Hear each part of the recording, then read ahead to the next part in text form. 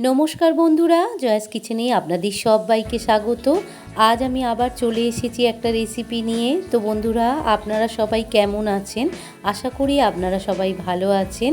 তো বন্ধুরা, আমি আজকের বানাবো কচুরমুখী আর আলু দিয়ে ভেটকি মাছের ঝোল।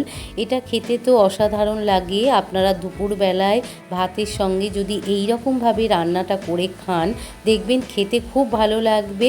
মনে হবে যেন বারবার এই রান্নাটা করে খাই। তো বন্ধুরা, আমার চ্যানেলে যদি আপনারা নতুন হয়ে থাকেন, প্লিজ আমার চ্যানেলটিকে সাবস্ক্রাইব করে দেওয়ার অনুরোধ রইল, আর পাশে থাকা বেল আইকনটি প্রেস করে দেবেন। তো বন্ধুরা, ভিডিওটা প্রথম থেকে শেষ পর্যন্ত দেখার অনুরোধ রইল। আশা করি আপনাদের খুব ভালো লাগবে। তো চলুন শুরু করা যাক। ভেটকি মাছের ঝোল বানানোর জন্য এখানে আমি 4 পিস ভেটকি মাছ নিয়েছি। মাছটাকে ভালো করে ধুয়ে জল ঝরিয়ে নিয়ে ভালো করে নুন আর হলুদ মাখিয়ে নিয়েছি। আর নিয়েছি একটা বড় সাইজের আলুটাকে লম্বা লম্বা পাতলা করে কেটে নিয়েছি। দেখুন বন্ধুরা, একটু মোটা মোটা কেটেছি।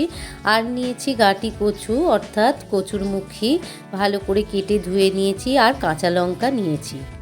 প্রথমে আমি গ্যাসের ওপর একটা কড়া বসিয়ে দিলাম। কড়াতে বেশ কিছুটা সর্ষের তেল আমি দিয়ে দিলাম। তেলটা গরম হওয়া পর্যন্ত অপেক্ষা করব। তেলটা বেশ ভালো করে গরম হয়ে এসেছে। এবারে আমি মাছগুলো ভেজে নেব। এখানে আমি সব মাছ একসঙ্গে ভাজবো না, অল্প অল্প করে ভাজবো।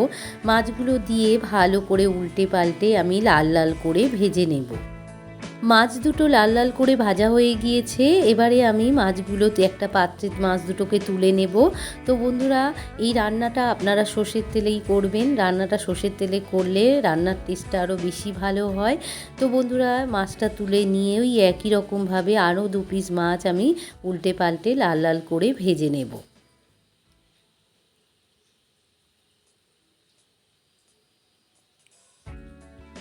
মাছগুলো লাল লাল করে ভেজে নিয়েছি। এবারে এই মাছগুলোও আমি তুলে নেব। তুলে নিয়ে একটা পাত্রে রেখে দিলাম। সমস্ত মাছ ভাজা হয়ে গিয়েছে। এবারে আমি দিয়ে দেব কচুরমুখী আর আলুটা। আলু আর কচুরমুখী দিয়ে ভালো করে নাড়াচাড়া করে আমি আলু আর কচুরমুখীটা একটু ভাজাভাজি করে নেব। আলু আর কচুরমুখীটা বেশ ভাজাভাজি করে নিয়েছি। এবারে আমি দিয়ে দেব 1 চামচ সর্ষে বাটা। তো বন্ধুরা, আমি আগে থাকতে সাদা সর্ষে আর কাঁচা লঙ্কা একসঙ্গে বেটে রেখেছিলাম। সেই তার থেকেই আমি 1 চামচ, বড় চামচের 1 চামচ সর্ষে বাটা দিয়ে দিলাম। সর্ষে বাটা দিয়ে অল্প একটু জল দিয়ে দিলাম। জলটা দিয়ে হালকা একটু কষিয়ে নেব। এরপরে আমি দিয়ে দিলাম গুঁড়ো হলুদ। এখানে আমি ছোট চামচের 1 চামচ গুঁড়ো হলুদ দিয়ে দিলাম। আর দিয়ে দেব গুঁড়ো লঙ্কা। এখানে আমি ছোট চামচের 1 চামচ গুঁড়ো লঙ্কা দিয়ে দেব। তো বন্ধুরা, আগেই আমি সর্ষে বাটার সঙ্গে কাঁচা লঙ্কা দিয়েছি, তাই অল্প করে গুঁড়ো লঙ্কা দিলাম। আপনারা আপনাদের মতো করে লঙ্কা দিয়ে দেবেন। এবারে দিয়ে দিলাম জিরে গুঁড়ো, ছোট চামচের 1 চামচ জিরে গুঁড়ো দিয়ে দিলাম। দিয়ে ভালো করে নাড়াচাড়া করে নিলাম। আর দিয়ে দেব অল্প একটু জল, যাতে মশলার তলাটা ধরে না যায় বা লেগে না যায়, তার জন্য অল্প একটু জল দিয়ে দিলাম। এবারে দিয়ে দিলাম স্বাদ মতো লবণ। লবণটা দিয়ে ভালো করে মশলাটা কষিয়ে নেব। যতক্ষণ পর্যন্ত মশলা থেকে তেল ছেড়ে না দিচ্ছে, ততক্ষণ পর্যন্ত আমি মশলাটাকে কষিয়ে নেব। আলু আর কচুরমুখীর সঙ্গে ভালো করে মশলাটা কষিয়ে নিয়েছি। এবারে দিয়ে দিলাম 2টো কাঁচা লঙ্কা। আলু আর মশলাটা ভালো করে কষানো হয়ে গিয়েছে। এবারে দিয়ে দিলাম বেশ কিছুটা জল। জলটা দিয়ে ভালো করে আমি নাড়াচাড়া করে নেব। তো বন্ধুরা, খুব একেবারে পাতলা ঝোলও করব না, আবার একদম মাখা মাখাও করব না। অল্প একটু জল দিয়ে চাপা দিয়ে দিলাম, দিয়ে 2 মিনিট ফুটিয়ে নেব। ঝোলটা 1 মিনিট ফুটে গিয়েছে। এবারে আমি দিয়ে দেব ভেটকি মাছের মোড়োটা দিয়ে আমি 1 মিনিট ফুটিয়ে নেব। মাছের মাথাটা 1 মিনিট ফুটিয়ে নিয়েছি ঝোলের মধ্যে। এবারে দিয়ে দেব বাকি মাছগুলো দিয়ে আমি ভালো করে নাড়াচাড়া করে এটাও আমি 1 মিনিট ফুটিয়ে নেব। মাছগুলো দিয়ে 1 মিনিট আমি ফুটিয়ে নিয়েছি। এবারে আমি একটা পাত্রে ঝোলটাকে ঢেলে নেব।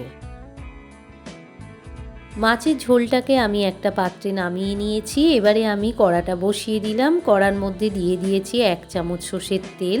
তেলটা হালকা গরম হয়ে এলে আমি দিয়ে দিলাম অল্প একটু 5 ফোড়ন। 5 ফোড়নটা আমি লালচে হওয়া পর্যন্ত অপেক্ষা করব। ফোড়নটা লালচে হয়ে এসেছে আর ফোড়নটা থেকে বেশ গন্ধও বেরিয়েছে। এবারে আমি দিয়ে দেব মাছের ঝোলটা দিয়ে আমি 1 মিনিট ফুটিয়ে নেব। ফুটিয়ে নিলেই আমার রেডি হয়ে যাবে আজকের আলু আর কচুরমুখী দিয়ে ভেটকি মাছের ঝোল। তো বন্ধুরা, আমার এই রেসিপিটা আপনাদের কেমন লাগলো?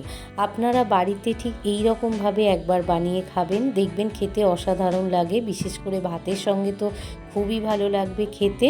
তো বন্ধুরা, আমার এই রান্নাটা যদি ভালো লেগে থাকে তাহলে আমার চ্যানেলটিকে লাইক আর শেয়ার করে দেবেন, আর কমেন্টে কেমন হয়েছে জানাতে ভুলবেন না যেন।